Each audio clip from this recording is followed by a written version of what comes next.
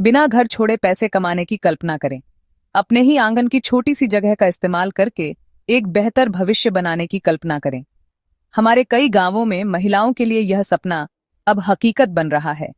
यह अवसर सरल है, फिर भी बहुत शक्तिशाली है। इसे बैकयार्ड पोल्ट्री फार्मिंग कहते हैं। यह सिर्फ कुछ मुर्गियां पालने के बारे में नहीं है। यह आर्थिक आजादी की ओर एक छोटा कदम बढ़ाने के बारे में है। यह अपने परिवार की आय और भलाई में योगदान करने के बारे में है। यह रास्ता आपको अपने घर के आंगन से ही एक बिजनेस ओनर बनने का मौका देता है। आप अपने समय और हुनर का इस्तेमाल करके आय का एक स्थिर जरिया बना सकती हैं। यह सशक्तिकरण की एक यात्रा है और यह आपके अपने आंगन से शुरू होती है। खेती का यह तरीका महिलाओं के लिए एकदम सही है। इसमें आपको लंबे समय तक अपने परिवार से दूर नहीं रहना पड़ता। आप घर के काम काज संभालते हुए मुर्गियों को भी संभाल सकती हैं। यह काम बहुत मुश्किल नहीं है और आप इसे जल्दी सीख सकती हैं। शुरुआती निवेश छोटा है, इसलिए आपको बड़े आर्थिक जोखिम की चिंता करने की जरूरत नहीं है। आप उसका इस्तेमाल कर रही हैं जो आपके पास पहले से है। एक छोटा सा जमीन का टुकड़ा, कुछ खाली समय और आपका लगन। यह आपके रोजमर्रा के प्रयासों को असली पैसे में बदलने का एक मौका है। यह आपको अपने परिवार का सहारा बनने और अपने समुदाय का एक सम्मानित सदस्य बनने में मदद करता है। यह सिर्फ एक नौकरी से कहीं ज्यादा है। यह आत्मविश्वास और आत्मसम्मान बनाने का एक तरीका है। बैकयार्ड पोल्ट्री की खूबसूरती इसकी सादगी और पहुंच में है। शुरू करने के लिए आपको बड़े खेतों या महंगे मशीनों की जरूरत नहीं है। आपके घर के पीछे एक छोटा सुरक्षित इलाका ही काफी है। मुर्गियां घूमने फिरने से अपना ज्यादातर खाना खुद ही ढूंढ लेती हैं, जिससे आपकी लागत कम हो जाती है। वे कीड़े, छोटे पौधे और आपकी रसोई से बचे हुए अनाज खाती हैं। इससे उन्हें खिलाना आसान और किफायती हो जाता है। वे जो अंडे और मांस पैदा करती हैं, वे सिर्फ बेचने के लिए नहीं होते। वे आपके अपने परिवार के लिए प्रोटीन का भी एक बड़ा जरिया होते हैं। इसका मतलब है आपके बच्चों के लिए बेहतर पोषण और एक स्वस्थ घर। ये सब तब जब आप कमाई भी कर रही होती हैं। ये सभी के लिए एक जीत की स्थिति है। इसे एक छोटे से बीज की तरह सोचें जिसे आप आज बो रही हैं। थोड़ी सी देखभाल और ध्यान से ये बीज एक मजबूत पेड़ बन सकता है। एक ऐसा पेड़ जो आपको आर्थिक सुरक्षा और आजादी के फल देता है। आपके जैसी कई महिलाओं ने पहले ही यह यात्रा शुरू कर दी है। उन्होंने अपने जीवन को बेहतर होते देखा है। उन्होंने अपने बच्चों की पढ़ाई का खर्च उठाया है, अपने घरों को बेहतर बनाया है और भविष्य के लिए बचत की है। आप भी यह कर सकती हैं। यह गाइड आपको रास्ता दिखाने के लिए है। ये आपको अपने सफल बैकयार्ड पोल्ट्री फार्म को शुरू करने के लिए जरूरी सारी जानकारी देगी। आइए आत्मनिर्भरता और एक उज्जवल कल की इस रोमांचक यात्रा को शुरू करें। तो बैकयार्ड पोल्ट्री आखिर है क्या? आइए इसे बहुत ही सरल शब्दों में समझते हैं। बैकयार्ड शब्द का मतलब है आपके घर के पीछे या बगल में मौजूद छोटी खुली जगह। पोल्ट्री शब्द का मतलब है मुर्गियों जैसे घरेलू पक्षी जिन्हें उनके अंडे और मांस के लिए पाला जाता है। तो बैकयार्ड पोल्ट्री फार्मिंग बस आपके अपने आंगन में थोड़ी संख्या में मुर्गियां पालने का काम है। ये बड़े कमर्शियल फार्मों से अलग है, जहां बड़े बड़े शेड में हजारों पक्षी होते हैं। ये एक छोटा सिस्टम है। इसे एक व्यक्ति या एक परिवार द्वारा आसानी से चलाने के लिए बनाया गया है। यह ग्रामीण घर की रोजमर्रा की जिंदगी में पूरी तरह फिट बैठता है, जिससे यह महिलाओं के लिए एक आदर्श व्यवसाय बन जाता है। यह जिस तरह काम करता है वह बहुत सीधा है। आप मुर्गियों का एक छोटा झुंड लेती हैं, शायद शुरू करने के लिए 10 से 20 के आसपास। आप उन्हें रात में सोने के लिए एक साधारण सुरक्षित जगह देती हैं। दिन के समय इन मुर्गियों को अक्सर आपके आंगन में आजादी से घूमने के लिए छोड़ दिया जाता है। इसे फ्री रेंज सिस्टम कहते हैं। वे अपना खाना खुद ढूंढती हैं, जैसे कीड़े, मकोड़े, बीज और हरी घास। ये प्राकृतिक आहार उनके लिए बहुत सेहतमंद होता है। आपको उन्हें केवल थोड़ी मात्रा में अतिरिक्त चारा देना होता है, जैसे बचे हुए चावल, टूटे हुए अनाज या रसोई के टुकड़े। यह तरीका आपकी लागत को बहुत कम रखता है। मुर्गियां मजबूत होती हैं और आमतौर पर देसी नस्लें होती हैं, जो स्थानीय वातावरण के लिए अच्छी तरह अनुकूल होती हैं। बैकयार्ड पोल्ट्री के लिए आपको कुछ ही और साधारण चीजों की जरूरत होती है। सबसे पहले आपको एक छोटी समर्पित जगह चाहिए। यह आपके आंगन का एक कोना या आपके घर के पीछे जमीन का एक छोटा सा टुकड़ा हो सकता है। दूसरा, आपको एक साधारण आश्रय चाहिए, जिसे कूप कहते हैं। यह कूप पक्षियों को बारिश, धूप और कुत्ते या बिल्ली जैसे शिकारियों से बचाता है, खासकर रात में। तीसरा, आपको खुद मुर्गियों की जरूरत होती है। सही नस्ल चुनना जरूरी है जो आपकी स्थानीय परिस्थितियों में अच्छी तरह पनप सके। आखिर में आपको उन्हें रोजाना साफ पानी और कुछ अतिरिक्त भोजन देना होता है। बस इतना ही। इन बुनियादी चीजों के साथ आप अपनी यात्रा शुरू करने के लिए तैयार हैं। बैकयार्ड पोल्ट्री का लक्ष्य दो गुना है। पहला लक्ष्य अपने परिवार के लिए ताजे पौष्टिक अंडे और मांस पैदा करना है। इससे आपके परिवार के स्वास्थ्य और आहार में सुधार होता है। दूसरा और बहुत महत्वपूर्ण लक्ष्य अतिरिक्त आय कमाना है।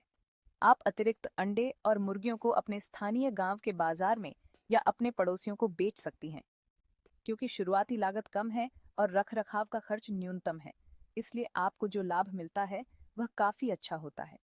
ये अतिरिक्त पैसे का एक विश्वसनीय और स्थिर जरिया है जो आपके परिवार की जरूरतों को पूरा करने में मदद कर सकता है। यह एक सरल बिजनेस मॉडल है जो देश भर में अनगिनत महिलाओं के लिए बहुत सफल साबित हुआ है। अपना बैकयार्ड पोल्ट्री फार्म शुरू करना एक रोमांचक प्रक्रिया है। आइए इसे स्टेप बाय स्टेप समझते हैं ताकि आप आत्मविश्वास महसूस करें। सबसे पहला कदम है सही जगह चुनना। अपने आंगन में जमीन का एक छोटा सा टुकड़ा ढूंढें जो थोड़ा ऊंचा हो। यह इसलिए जरूरी है क्योंकि यह बारिश के मौसम में पानी जमा होने से रोकता है, जिससे इंश्योरेंसरियां हो सकती हैं। उस जगह पर कुछ धूप आनी चाहिए, लेकिन साथ ही पेड़ या किसी साधारण छत से कुछ छाया भी होनी चाहिए ताकि पक्षियों को तेज धूप से बचाया जा सके। सुनिश्चित करें कि जगह किसी भी तेज शोर या परेशानी के जरिए से दूर हो। शांत और साफ सुथरा माहौल आपके मुर्गियों के स्वस्थ और मजबूत बढ़ने के लिए सबसे अच्छी जगह है। दूसरा कदम है अपने पक्षियों के लिए एक साधारण आश्रय या कूप बनाना। हम इस पर बाद में और विस्तार से बात करेंगे, लेकिन मूल विचार उनके लिए एक सुरक्षित घर बनाना है। यह कूप रात में उनका घर होगा। इसे उन्हें सांप, बिल्लियों और जंगली जानवरों जैसे शिकारियों से बचाना चाहिए। इसे उन्हें भारी बारिश या ठंडी हवाओं जैसे खराब मौसम से भी सुरक्षित रखना चाहिए। कूप महंगा होने की जरूरत नहीं है। आप इसे बांस, लकड़ी, मिट्टी और फूस जैसी स्थानीय रूप से उपलब्ध सामग्री का उपयोग करके बना सकती हैं। सबसे महत्वपूर्ण बात यह है कि यह सूखा, साफ और अच्छी हवादार होना चाहिए ताकि पक्षी आरामदायक रहे। तीसरा कदम है सही नस्ल की मुर्गी चुनना। यह एक बहुत ही महत्वपूर्ण निर्णय है। आपको ऐसे पक्षी चुनने चाहिए जो बैकयार्ड सिस्टम में अच्छा प्रदर्शन करने के लिए जाने जाते हैं। कड़कनाथ, असील, घाघुस जैसी नस्लें या वनराज और ग्रामप्रिया जैसी सुधारित किस्में बेहतरीन विकल्प हैं। ये पक्षी मजबूत होते हैं, सामान्य इंश्योरेंसरियों के प्रति प्रतिरोधी होते हैं और अच्छे स्कैवेंजर होते हैं, जिसका मतलब है कि वे अपना खाना ढूंढने में अच्छे होते हैं। आप सरकारी हैचरी या एक विश्वसनीय स्थानीय आपूर्तिकर्ता से एक दिन के चूजे खरीद सकती हैं। स्वस्थ चूजों के साथ शुरू करना एक सफल झुंड पालने की कुंजी है। अपने क्षेत्र में अच्छी गुणवत्ता वाले चूजे कहाँ मिलेंगे, इसके लिए अपने स्थानीय कृषि विस्तार अधिकारी से सलाह लें। शुरू करने का अंतिम कदम उनके भोजन और पानी की व्यवस्था करना है। चूजे आने से पहले आपके पास उनके फीडर और वाटर तैयार होने चाहिए। पहले कुछ हफ्तों के लिए युवा चूजों को विशेष चिक स्टार्टर फीड की जरूरत होगी। जैसे जैसे वे बड़े होते हैं, आप धीरे धीरे उन्हें घरेलू स्क्रैप्स और स्थानीय रूप से उपलब्ध अनाज देना शुरू कर सकती हैं। हमेशा सुनिश्चित करें कि उन्हें हर समय ताजा, साफ पीने का पानी उपलब्ध हो। पानी उनके स्वास्थ्य के लिए बेहद जरूरी है। एक बार जब आप ये 4 कदम पूरे कर लेती हैं, जगह चुनना, कूप बनाना, अपने पक्षियों का चयन करना और चारा और पानी की व्यवस्था करना, तो आप आधिकारिक तौर पर एक बैकयार्ड पोल्ट्री फार्मर बन जाती हैं। पहला बड़ा कदम उठाने के लिए बधाई। सही नस्ल की मुर्गी चुनना आपके सबसे महत्वपूर्ण फैसलों में से एक है। आपकी सफलता बहुत हद तक इस चुनाव पर निर्भर करती है।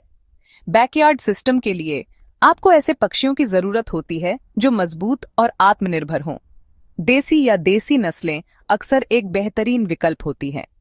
असील जैसी नस्लें अपनी मजबूत बनावट और स्वादिष्ट मांस के लिए जानी जाती हैं, जबकि कड़कनाथ अपने काले मांस के लिए प्रसिद्ध है, जिसकी बाजार में अच्छी कीमत मिलती है। कृषि विश्वविद्यालयों द्वारा विकसित कुछ बेहतर बैकयार्ड किस्में भी हैं, जैसे वनराज, ग्रामप्रिया और कुरॉयलर। ये पक्षी देसी नस्लों की तुलना में तेजी से बढ़ते हैं और अधिक अंडे भी देते हैं, जिससे आपको मांस और अंडे दोनों का दोहरा लाभ मिलता है। इन्हें गांव की परिस्थितियों में पनपने के लिए डिजाइन किया गया है। एक बार जब आप अपनी नस्ल चुन लेती हैं, तो आपको यह तय करना होगा कि कितने पक्षियों से शुरुआत करनी है। हमेशा छोटी शुरुआत करना समझदारी है। 10 से 20 पक्षियों का झुंड एक शुरुआती के लिए संभालने योग्य संख्या है। इससे आपको पोल्ट्री देखभाल की बुनियादी बातें सीखने को मिलती हैं और आप अभिभूत महसूस नहीं करती। जैसे जैसे आपको अनुभव और आत्मविश्वास आता है, आप धीरे धीरे अपने झुंड का आकार बढ़ा सकती हैं। जब आप अपने चूजे खरीदें, तो सुनिश्चित करें कि वे एक भरोसेमंद जगह से हों। स्वस्थ चूजे सक्रिय, चौकस और चमकदार आंखों वाले होते हैं। उनके पंख सूखे और मुलायम होते हैं। ऐसे चूजों से बचें जो कमजोर, सुस्त दिखते हों, जिनके पंखों पर गंदगी लगी हो या जो मल में सने हों, क्योंकि ये खराब स्वास्थ्य के लक्षण हैं। स्वस्थ झुंड के साथ शुरुआत करने से आपको बाद में बहुत परेशानी से बचाया जा सकता है। आपके मुर्गियों के विकास के लिए सही भोजन या दाना प्रदान करना जरूरी है। पहले 6 हफ्तों के लिए युवा चूजों को चिक स्टार्टर मैश नामक एक विशेष उच्च प्रोटीन फीड की जरूरत होती है। यह उन्हें मजबूत होने के लिए जरूरी पोषक तत्व देता है। 6 हफ्तों के बाद आप ग्रोअर मैश पर स्विच कर सकती हैं। इस संतुलित फीड के साथ साथ आपको अपने मुर्गियों को घूमने फिरने के लिए प्रोत्साहित करना चाहिए। उन्हें कीड़े, केंचुए और हरे पौधे खाने के लिए आंगन में घूमने दें। आप उनके आहार में रसोई के कचरे जैसे सब्जियों के छिलके, बचे हुए चावल और रोटी भी मिला सकती हैं। उनके चारे में टूटी हुई मक्का, गेहूं या अन्य सस्ते स्थानीय अनाज मिलाने से भी वे स्वस्थ रहेंगे और आपकी चारे की लागत काफी कम हो जाएगी। भोजन जितना ही महत्वपूर्ण है, साफ पानी। मुर्गियों को पूरे दिन ताजा, साफ पानी उपलब्ध होना चाहिए। पानी की कमी उन्हें बहुत जल्दी इंश्योरेंसर कर सकती है। आपको पानी के लिए खास बर्तन या वाटरर का उपयोग करना चाहिए और उन्हें हर दिन साफ करना चाहिए ताकि हानिकारक कीटाणु न पनपे। वाटरर को छायादार जगह पर रखें ताकि पानी ठंडा रहे। गर्मियों में आपको वाटरर को दिन में 1 से अधिक बार भरना पड़ सकता है। उचित पोषण और साफ पानी तक लगातार पहुंच अच्छी पोल्ट्री देखभाल के 2 मुख्य स्तंभ हैं। इन बुनियादी बातों पर ध्यान केंद्रित करके आप ये सुनिश्चित करती हैं कि आपके पक्षी अच्छी तरह बढ़ेंगे, स्वस्थ रहेंगे और आपके लिए बहुत उत्पादक होंगे। एक सुरक्षित और आरामदायक आश्रय आपके मुर्गियों की सेहत और सुरक्षा के लिए बहुत जरूरी है। इस आश्रय को अक्सर कोठरी या पोल्ट्री हाउस कहा जाता है और यहीं आपके पक्षी आराम करेंगे, सोएंगे और किसी भी खतरे से सुरक्षित रहेंगे। अच्छी बात यह है कि आपको इसे बनाने के लिए ज्यादा पैसे खर्च करने की जरूरत नहीं है। आप अपने गांव में आसानी से उपलब्ध चीजों का इस्तेमाल कर सकती हैं। मजबूत बांस के डंडे फ्रेम के लिए इस्तेमाल किए जा सकते हैं और दीवारों के लिए मिट्टी या पुराने ईंटों का उपयोग किया जा सकता है। छत के लिए आप फूस, ताड़ के पत्ते या फिर कोई पुराना टिन की चादर भी लगा सकती हैं। मकसद यह है कि आप ऐसा ढांचा बनाएं जो शिकारी जानवरों को बाहर रख सके और पक्षियों को खराब मौसम से बचा सके। जब आप कोठरी का डिजाइन सोचें, तो जगह का ध्यान रखें। हर एक वयस्क पक्षी को कोठरी के अंदर लगभग 2 वर्ग फीट जगह चाहिए।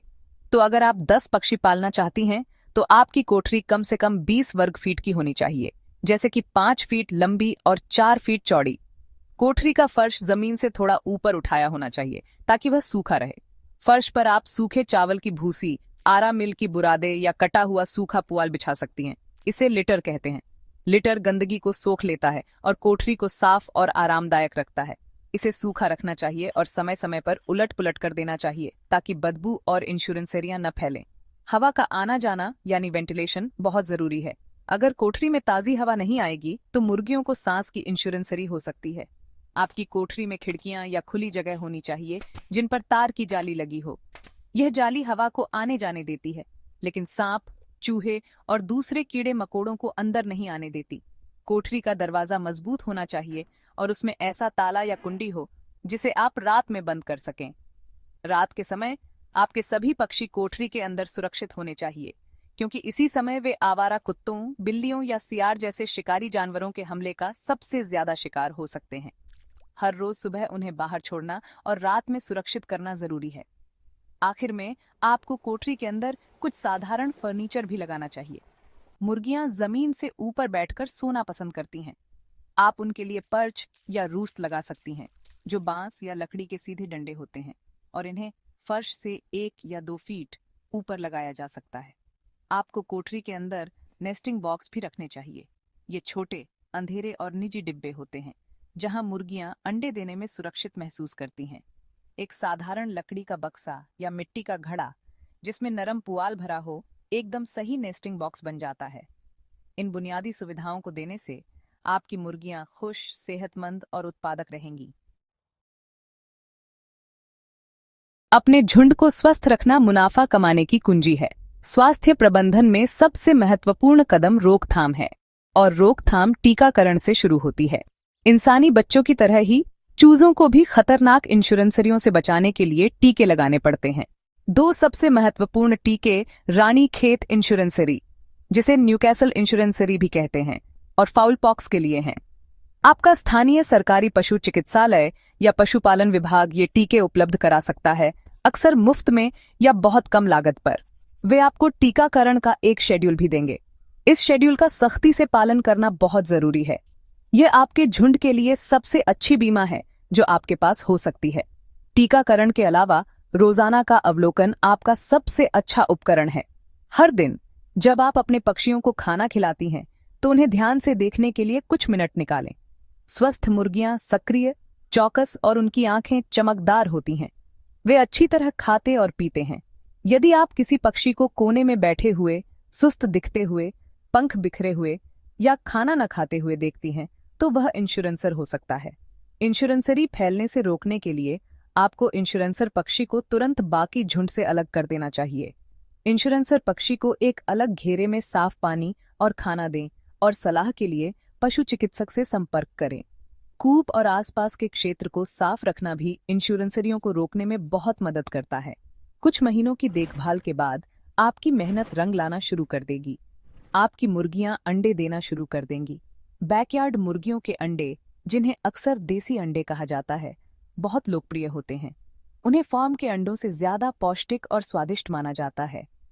आप इन अंडों को अपने पड़ोसियों और अपने स्थानीय गांव में बेचकर शुरुआत कर सकती हैं। जैसे जैसे आपका उत्पादन बढ़ता है, आप पास के शहर में स्थानीय चाय की दुकानों, छोटे होटलों या दुकानदारों से संपर्क कर सकती हैं। अंडों को टूटने से बचाने के लिए उन्हें टोकरियों या अंडे की ट्रे में सावधानी से पैक करें। इन अंडों की मांग हमेशा ज्यादा रहती है, इसलिए आप उन्हें आसानी से अच्छे दाम पर बेच पाएंगी। एक बार जब आपके नर पक्षी या कॉकरेल अच्छी तरह बड़े हो जाते हैं, आमतौर पर लगभग 4 से 5 महीनों में, तो वे मांस के लिए बेचने के लिए तैयार होते हैं। बैकयार्ड पक्षियों के मांस की भी बहुत मांग होती है, खासकर त्योहारों और खास अवसरों पर। आप जीवित पक्षियों को सीधे स्थानीय बाजार में ग्राहकों को बेच सकती हैं। लोग जीवित पक्षियों को खरीदना और उन्हें घर पर तैयार करना पसंद करते हैं। ये सुनिश्चित करने के लिए कि आपको उचित मूल्य मिले, अपने क्षेत्र में जीवित मुर्गियों का मौजूदा बाजार भाव पता करें। अच्छा मार्केटिंग विश्वास बनाने के बारे में है। यदि आप लगातार स्वस्थ पक्षी और ताजे अंडे प्रदान करती हैं, तो आप एक वफादार ग्राहक आधार बनाएंगी जो आपके पास बार बार वापस आता रहेगा। आइए इसमें शामिल पैसे को समझने के लिए एक साधारण हिसाब देखते हैं। लागत और संभावित आय को समझना आपको बेहतर योजना बनाने में मदद करेगा। हम उदाहरण के तौर पर 20 बेहतर बैकयार्ड मुर्गियों जैसे वनराज या ग्रामप्रिया की एक छोटी इकाई लेंगे। लागत को 2 प्रकारों में बांटा जा सकता है। एक बार की लागत शुरुआत के लिए और बार बार होने वाली लागत पक्षियों को पालने के लिए। सबसे बड़ी एक बार की लागत कूप बनाने की है। यदि आप स्थानीय कम लागत वाली सामग्री का उपयोग करती हैं, तो एक साधारण लेकिन सुरक्षित कूप बनाने में आपको 2000 से 3000 रुपये लग सकते हैं। अन्य शुरुआती लागतें फीडर, वाटरर और निश्चित रूप से चूजे खरीदने की हैं। आइए शुरुआती निवेश की गणना करें। एक बेहतर किस्म के 20 एक दिन के चूजों की कीमत लगभग 40 से 50 रुपये प्रति चूजा होगी। तो 20 चूजों के लिए लागत लगभग 1000 रुपये होगी। फीडर और वाटरर पर 500 रुपये और लग सकते हैं। तो कूप को छोड़कर आपका कुल एक बार का निवेश लगभग 1500 रुपये है। मुख्य बार बार होने वाली लागत चारा है। पहले 2 महीनों के लिए चूजे विशेष चारा खाएंगे। 20 पक्षियों को अंडे देने की उम्र तक लगभग 5 से 6 महीने तक पालने का कुल चारा खर्च लगभग 4000 से 5000 रुपये होगा। तो शुरू करने और पक्षियों को परिपक्वता तक पालने का आपका कुल खर्च कूप के लिए लगभग 3000, चूजे और उपकरण के लिए 1,500 और चारे के लिए 5,000, जो कुल मिलाकर लगभग 9,500 रुपये होता है। अब आय के बारे में बात करते हैं। मान लेते हैं कि 20 पक्षियों में से 10 मुर्गियां हैं और 10 मुर्गे हैं। 10 मुर्गों को लगभग 4 से 5 महीनों के बाद मांस के लिए बेचा जा सकता है। प्रत्येक पक्षी का वजन लगभग 1.5 से 2 किलोग्राम होगा। यदि बाजार दर 250 रुपये प्रति किलोग्राम है, तो आप प्रत्येक मुर्गे को लगभग 400 रुपये में बेच सकती हैं। तो 10 मुर्गों से आप 4,000 रुपये कमा सकती हैं। 10 मुर्गियां लगभग 5 से 6 महीने की उम्र में अंडे देना शुरू कर देंगी। एक बेहतर मुर्गी एक साल में लगभग 150 से 180 अंडे दे सकती है। तो 10 मुर्गियां आपको प्रतिवर्ष लगभग 1,500 अंडे देंगी। यदि आप प्रत्येक अंडे को 10 रुपये में बेचती हैं, तो अंडों से आपकी वार्षिक आय 15,000 रुपये होगी। तो पहले साल में आपकी कुल आय मुर्गों को बेचकर 4,000 और अंडे बेचकर 15,000 होगी, जो 19,000 रुपये हैं। पहले साल के लिए आपका कुल शुरुआती निवेश और बार बार होने वाली लागत लगभग 9,500 रुपये थी। इसलिए पहले साल में आपका शुद्ध लाभ 19,000 रुपये की आय में से 9,500 रुपये की लागत घटाकर, जो 9,500 रुपये के बराबर है। दूसरे साल से आपको कूप बनाने की लागत नहीं होगी और आपकी मुर्गियां अंडे देना जारी रखेंगी। आपकी एकमात्र बड़ी लागत चारे की होगी। यह साधारण गणना दर्शाती है कि बैकयार्ड पोल्ट्री एक लाभदायक उद्यम है। यह अपेक्षाकृत छोटे निवेश के साथ आय का एक स्थिर प्रवाह प्रदान करता है। बैकयार्ड पोल्ट्री के असली प्रभाव को समझने के लिए आइए झारखंड के एक छोटे से गांव की महिला सुमित्रा देवी की कहानी सुनते हैं। सुमित्रा अपने पति के साथ रहती थी, जो एक दिहाड़ी मजदूर थे, और उनके 2 छोटे बच्चे थे। उनकी आय अस्थिर थी और उन्हें अक्सर गुजारा करने में मुश्किल होती थी। कुछ दिन तो बुनियादी जरूरतों के लिए भी पैसे नहीं होते थे। सुमित्रा परिवार की आय में योगदान करना चाहती थी, लेकिन छोटे बच्चों की देखभाल के कारण काम ढूंढने के लिए गांव छोड़ना उनके लिए संभव नहीं था। वह असहाय महसूस करती थी, लेकिन अपने परिवार की स्थिति बदलने का तरीका खोजने के लिए दृढ़ थी। वह अपने बच्चों के लिए एक बेहतर भविष्य चाहती थी। एक दिन स्थानीय कृषि विज्ञान केंद्र या फार्म साइंस सेंटर की एक टीम उनके गांव आई। उन्होंने महिलाओं के लिए एक बैठक का आयोजन किया और वनराज जैसी बेहतर नस्लों के साथ बैकयार्ड पोल्ट्री फार्मिंग के फायदों के बारे में बताया। उन्होंने समझाया कि इसमें कम निवेश की जरूरत होती है और इसे घर से ही प्रबंधित किया जा सकता है। सुमित्रा प्रेरित हुई। उन्हें उम्मीद की एक किरण दिखी। केवी के वैज्ञानिकों के प्रोत्साहन से उन्होंने पहला कदम उठाने का फैसला किया। वह अपने गांव की अन्य महिलाओं के साथ एक स्वयं सहायता समूह में शामिल हो गईं, जिसने उन्हें अपना उद्यम शुरू करने के लिए एक छोटा ऋण प्राप्त करने में मदद की। सुमित्रा ने सिर्फ 20 वनराज चूजों के साथ शुरुआत की। उन्होंने केवीके से मिले मार्गदर्शन का बहुत सावधानी से पालन किया। उन्होंने बांस और मिट्टी का उपयोग करके एक छोटा साफ कूप बनाया। उन्होंने सुनिश्चित किया कि चूजों को समय पर टीके लगें और उन्हें साफ पानी और अतिरिक्त चारा दिया जाए। उन्होंने पक्षियों को अपने बच्चों की तरह माना, उनकी लगन से देखभाल की। उनकी कड़ी मेहनत जल्द ही रंग दिखाने लगी। पक्षी स्वस्थ और मजबूत हुए। कुछ महीनों के भीतर उन्होंने स्थानीय बाजार में मुर्गे बेचे, जिससे उन्हें अपनी पहली स्वतंत्र आय हुई। यह उनके लिए इमेंस गर्व और खुशी का पल था।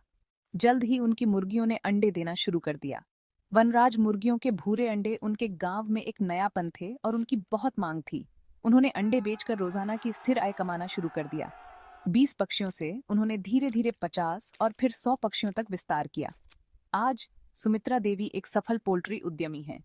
वह हर महीने 5,000 रुपये से ज्यादा कमाती हैं। उन्होंने न केवल अपना ऋण चुका दिया है, बल्कि एक छोटा पक्का घर भी बना लिया है। उनके बच्चे अब एक अच्छे स्कूल में जाते हैं। वह अपने गांव की अन्य महिलाओं के लिए एक प्रेरणा बन गई हैं, जिनमें से कई ने अब उनके मार्गदर्शन में अपनी खुद की पोल्ट्री इकाइयां शुरू कर दी हैं। सुमित्रा की कहानी एक शक्तिशाली प्रमाण है कि कैसे एक छोटा कदम आत्मनिर्भरता की ओर एक बड़ी छलांग लगा सकता है। भारत सरकार और विभिन्न राज्य सरकारों ने ग्रामीण महिलाओं को सशक्त बनाने के लिए बैकयार्ड पोल्ट्री की क्षमता को पहचाना है। आपको शुरुआत करने में मदद करने के लिए कई योजनाएं और कार्यक्रम हैं। राष्ट्रीय पशुधन मिशन एक प्रमुख केंद्र सरकार की योजना है, जो पोल्ट्री विकास के लिए सहायता प्रदान करती है। इस मिशन के तहत व्यक्तियों और स्वयं सहायता समूहों को छोटे पैमाने पर पोल्ट्री इकाइयां स्थापित करने के लिए वित्तीय सहायता या सब्सिडी प्रदान करने का प्रावधान है।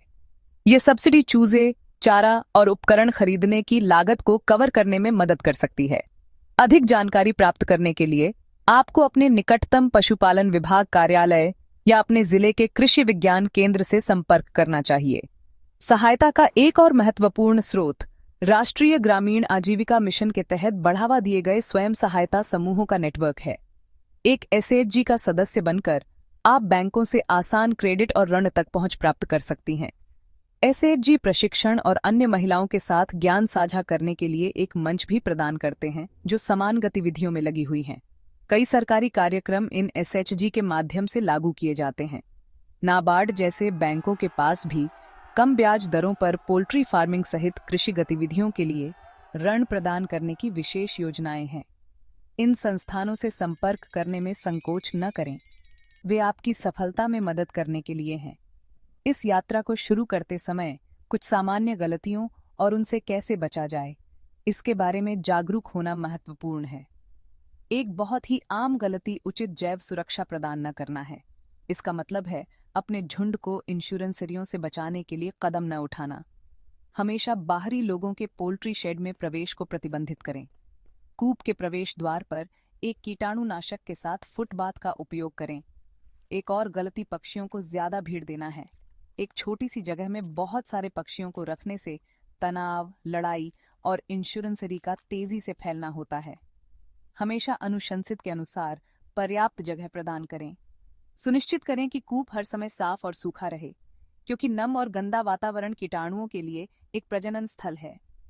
आखिर में, एक गलती जो कई शुरुआती लोग करते हैं वह है उचित भोजन और टीकाकरण की उपेक्षा करना। कुछ लोग सोचते हैं कि पक्षी केवल घूमने फिरने से ही जीवित रह सकते हैं, जबकि घूमना अच्छा है। बेहतर नस्लों को उत्पादक होने के लिए पूरक संतुलित चारे की आवश्यकता होती है।